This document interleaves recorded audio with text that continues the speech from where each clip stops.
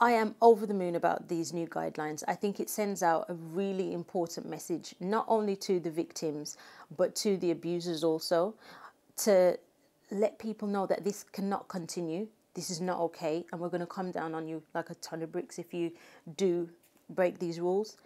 And also victims. As a victim myself, or a survivor, I'd prefer to refer to myself as, I think it's very important for you to know that if you do report this, when you do report this, we're going to take this seriously, and we're going to help to eradicate this problem in your life and help you. And, you know, it's just so important to know that you have this kind of support and that you will be taken seriously, and that it's not just always just a domestic, you know, a domestic. That's just not okay. It needs to be dealt with, you know, lawfully in the right way, and this is exactly what's been proposed, and I'm over the moon. Do you think attitudes are changing generally? Because it's not that long, actually, since this sort of thing was underestimated and not taken that seriously. Do you think we're getting there now with it? I think with the advancements of technology and even the popularity of social media, I think it allows us to speak to each other, to have open conversations, I think that we've kind of changed the fact that domestic violence is a taboo subject. It's something that we're allowed to talk about. I know at the time when I was going through it, I knew of no one who had experienced domestic violence, or so I thought, until I began talking, until I began to be open about it. Even some of my closest family members had been victims of domestic violence, and I didn't know. And I feel that was a huge turning point for me.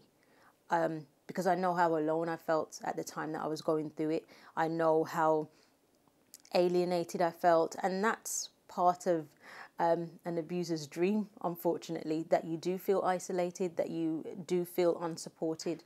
I think it's so important to talk. It's so important for us to be open and to be honest, and to also to support each other in these times.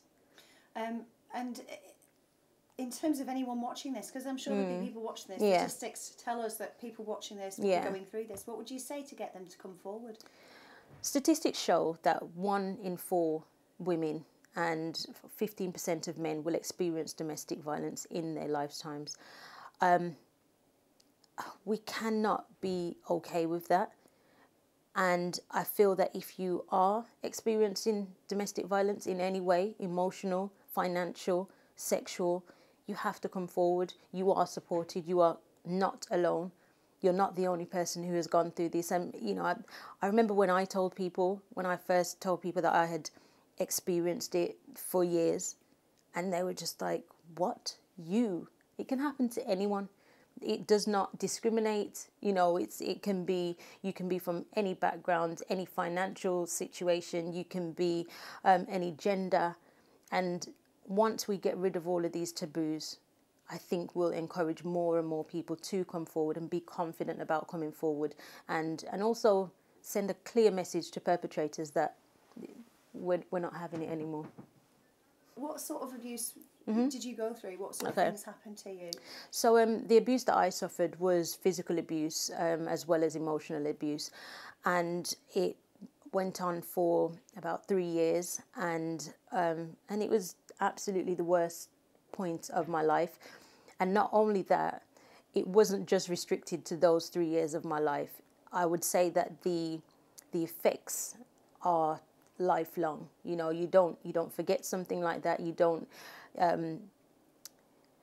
It's very hard to be unaffected by it for the rest of your life, and you know.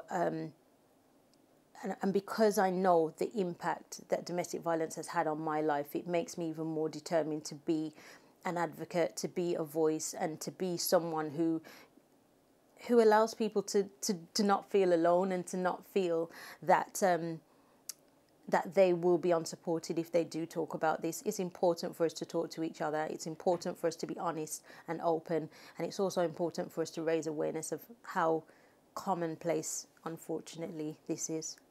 I mean, one of the things that people often talk about is that feeling of shame. Yeah. they've got, they don't need to feel ashamed, they shouldn't, and yet they do, don't they? When I was experiencing domestic violence, I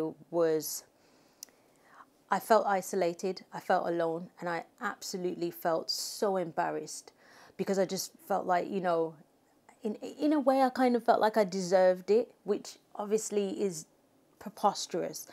And unless you've gone through it, it's very hard to understand, and also hard to understand why you wouldn't talk about it, why you wouldn't report it.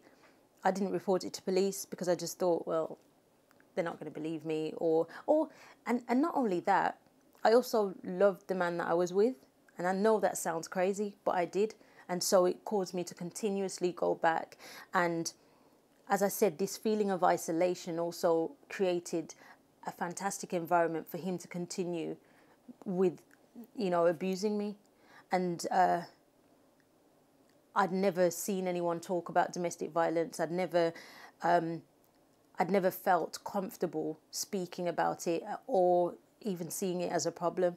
And for me, I just feel that I have to talk about it. I have to let people know it's not okay. It's not your fault. You're not alone, and there is support. And yeah, and you can get out of it. It's so important that you do get out of it, because there's no good thing to come out of being the victim of a domestically abusive relationship. Not at all. And it's never a one-off. These things are never a one-off. It is never a one-off. It's a pattern. And I think another thing that is important to remember is that these people, the perpetrators, need help as well. You know, it's not okay for you to act in that way, whether it's violent, whether it's emotionally abusing, financially abusing someone. You have a problem, and you have to get that dealt with also. Now, whether it's with the law, with counselling, it has to happen. There has to be some sort of rehabilitation available, and I think it even should be mandatory that if you are an abuser, that you are dealt with and helped and rehabilitated, because, as I said, 1 in 4 women, 15% of men experiencing this is absolutely not okay. To anyone going through a domestically abusive situation, whether physical, financial, sexual, emotional, you have to come forward. There is no good to come of a situation like that. You do not deserve to be a victim. You are supported, and you do have people out there who will understand. You're not alone. Absolutely not alone. I've been through it, and I've come through the other side. And I can tell you this, being a survivor feels so much better than being a victim. And it's possible. It's absolutely possible. And hopefully I can be a shining beacon of that.